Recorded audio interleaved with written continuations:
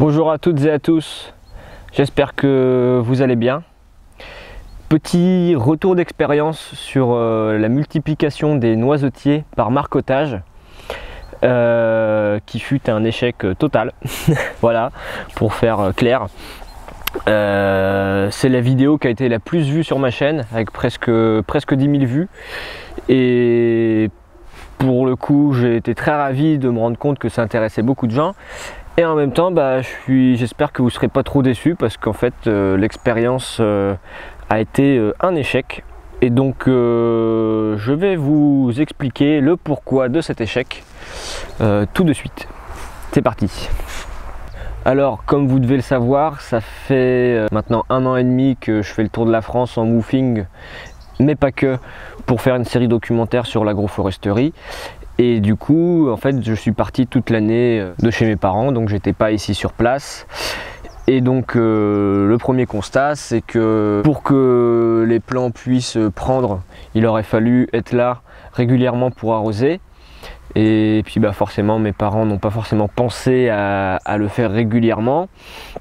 Et puis moi j'étais pas là pour le faire non plus, donc il y a déjà ce premier truc, l'arrosage, le fait que le terreau sèche et qu'il ne soit pas maintenu tout le temps avec une humidité constante, c'était pas, voilà, sur ce point là c'était pas terrible. La deuxième chose aussi, c'est qu'en fait comme vous avez pu le voir dans la première vidéo où j'ai mis en place le marcottage, c'est que j'ai mis ça dans des pots en terre cuite.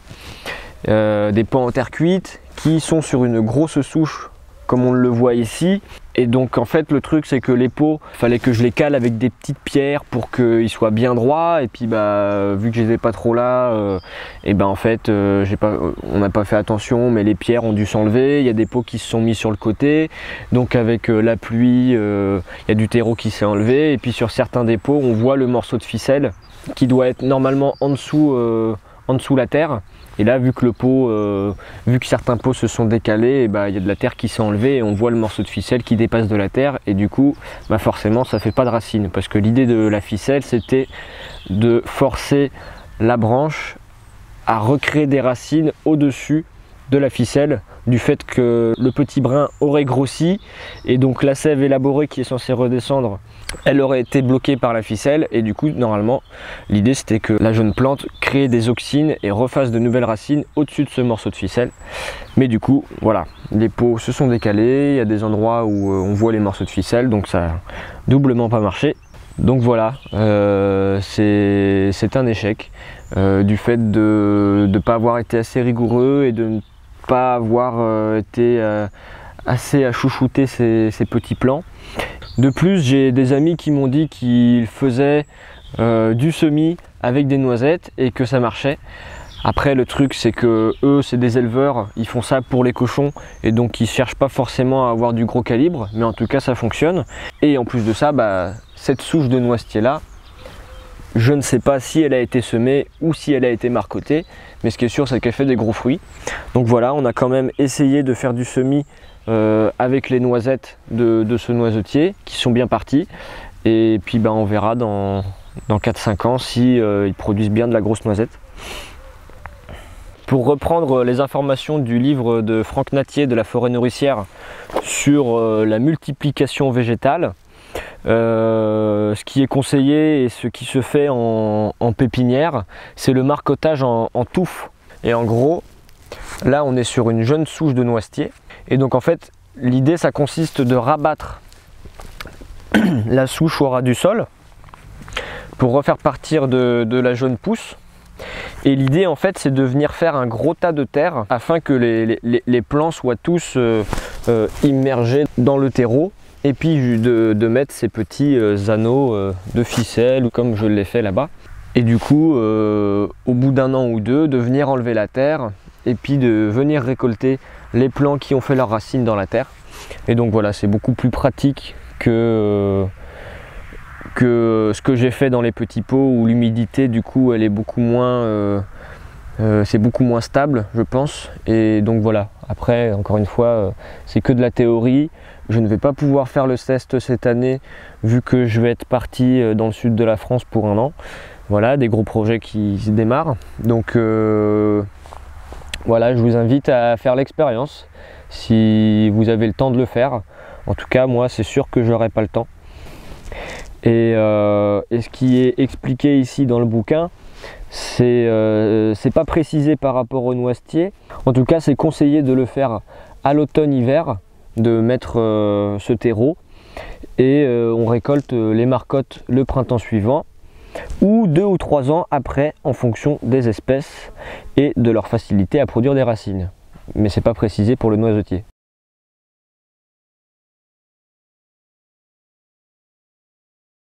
En tout cas, ce qui est précisé dans le livre, c'est que cette technique de multiplication végétale se fait en pépinière. Et donc voilà, à essayer. Et je vous invite à le faire. Si vous avez le temps de le faire, et ben ce serait super chouette. Et puis qu'on puisse partager nos expériences comme ça, parce que j'ai pas le temps de tout faire. Autrement, petite note positive par rapport aux noyers, sur la vidéo de la multiplication des noyers, comment faire pousser des noix, et bien les arbres ont bien poussé et je suis vraiment content du résultat. Ça fait plaisir.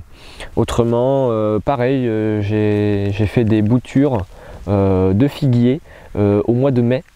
J'ai coupé des branches de figuier au mois de mai que j'ai mis en pot et que j'ai maintenu sous une humidité constante dans une serre chez mon copain Ludovic du Jardin des Jouals, qui on va dire, enfin c'est plutôt lui qui s'en est occupé que moi, parce que moi je les ai laissés, je les ai laissés chez lui, c'est lui qui les a arrosés et du coup on a fait un troc, il a gardé quelques plants et moi j'en ai récupéré. En tout cas, des très beaux figuiers qui ont l'air d'être pleins de vie et je suis content de ce résultat là.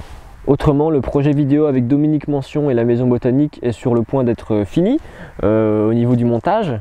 Et donc j'espère pouvoir diffuser les premiers épisodes d'ici la fin du mois.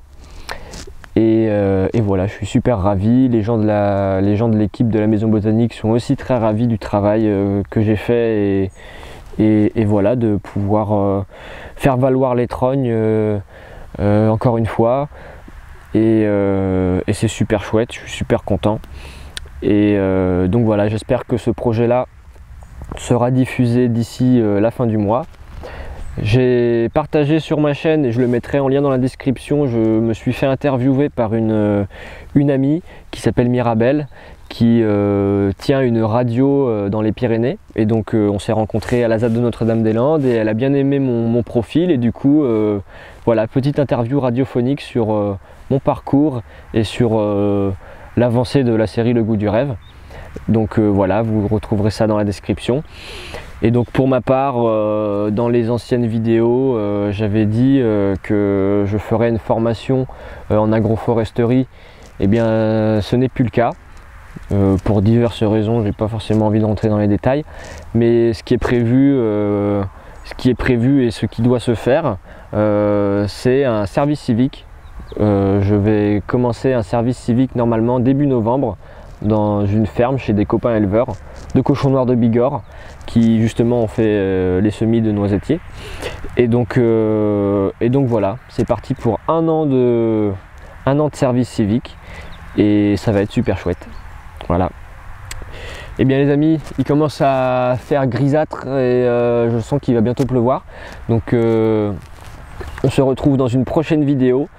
Et je vous souhaite beaucoup d'enthousiasme.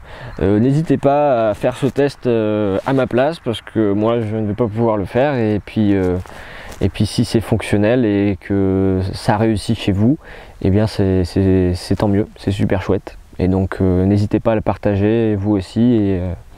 Et voilà. Bonne continuation à vous. À bientôt. Salut. Au fait, j'avais oublié un truc.